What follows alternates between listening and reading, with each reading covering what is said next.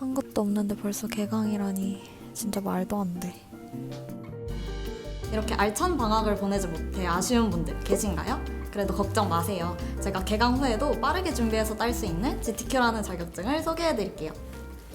GTQ는 한국 생산성 본부에서 주관하는 국가 공인 시험인데요.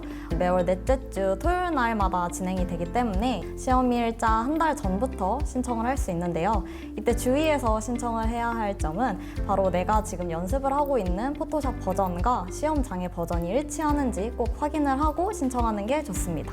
그리고 GTQ 같은 경우에는 취득 일자부터 5년 동안이 유효 기간인데요. 이 포토샵 자격증인 GTQ 외에도 일러스트 자격증 그리고 인디자인 자격증까지 모두 따게 되면 그래픽 마스터라는 자격을 취득하게 됩니다. 그럼 지금부터 GTQ에는 실제로 어떤 문제가 출제되는지 함께 풀어보러 가실까요? 오늘은 GTQ 문제 유형 중 많은 분들이 어렵다고 꼽는 펜툴 문제를 함께 풀어볼게요. 펜툴 문제를 풀 때는 왼쪽 도구 늘 중 펜 도구를 클릭해 풀어주면 되는데요. 문제로 제시된 주전자 모양을 그려보도록 할게요.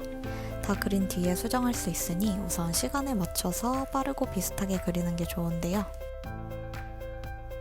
이렇게 문제처럼 곡선 부분을 그릴 때는 마우스로 클릭한 상태에서 이리저리 움직이면 곡선이 생깁니다.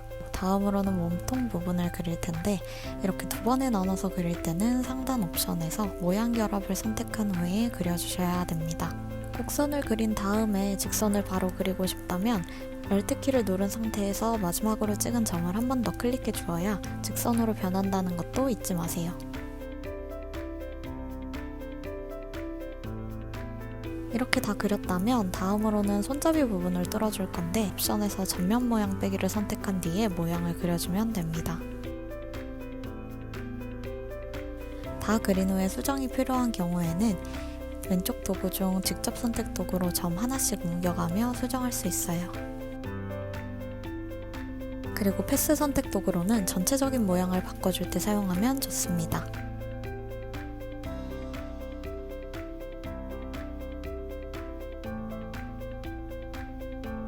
이렇게 펜툴로 모양을 다 그려줬다면 문제에서 요구한 대로 이름을 바꿔주면 되는데요. 레이어에서 모양을 꼭 클릭한 뒤에 패스 패널에서 이름 부분을 더블 클릭하면 됩니다.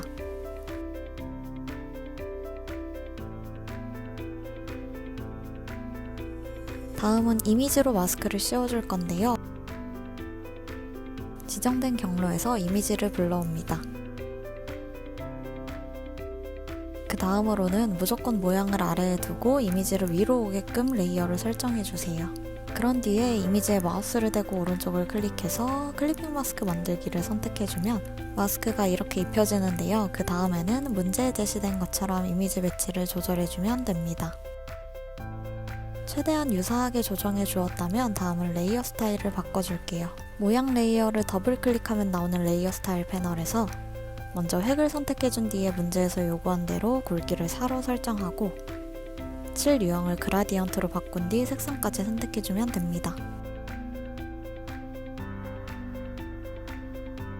내부 그림자도 선택해서 문제 이미지와 최대한 유사하게 불투명도나 거리 등을 조절해주면 됩니다.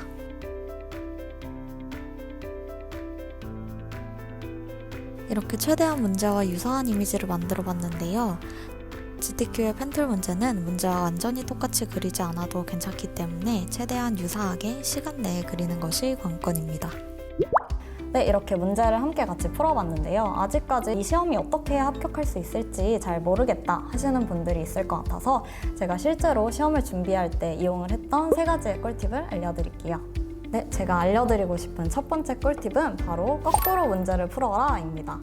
네, GTQ 같은 경우에는 4번 문제가 가장 많은 배점을 가지고 있고 테스트하는 기능들도 굉장히 많다 보니까 아무래도 4번부터 3번, 2번, 1번 순으로 푸는 게 1번, 2번 문제에서 조금 실수가 되어도 4번 문제에서 많은 점수를 얻을 수 있기 때문에 이런 식으로 문제풀이 순서를 거꾸로 해서 푸는 것을 추천드립니다. 그리고 두 번째 꿀팁은 바로 시험장에 가서 포토샵을 한번 초기화를 하고 시험을 보는 건데요. 그런 특수한 상황들을 좀 미연에 방지하기 위해서 한번 초기화 초기화를 해놓고 시험에 들어가는 게 좋습니다. 저 같은 경우도 실제로 시험을 보러 갔을 때 그냥 초기화를 안 하고 시험을 봐도 괜찮겠지 하고 봤다가 이전에 시험자가 해놨던 설정 때문에 조금 애를 먹었던 기억이 있는데요.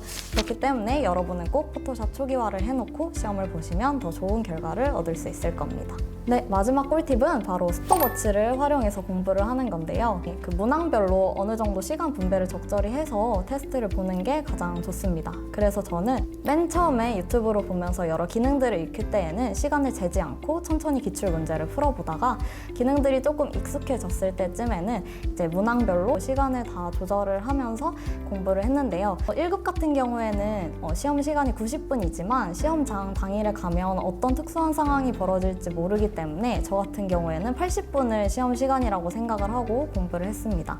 그렇게 했더니 조금 여유롭게 시험을 끝낼 수 있었는데요. 여러분도 이렇게 스톱워치를 활용하면서 효과적으로 공부를 하셨으면 좋겠습니다. 네, 이렇게 앞서 말씀드린 꿀팁들을 활용해서 공부한 결과 저는 실제로 학기 중에 97점이라는 높은 점수로 2주 만에 GTQ 1급 자격증을 취득하게 되었는데요. 이렇게 GTQ는 조금만 꾸준히 공부하면 누구나 취득할 수 있는 자격증이기 때문에 개강을 했더라도 자격증을 취득하고 싶은 분들이 계시다면 GTQ를 도전해 보시는 걸 추천할게요.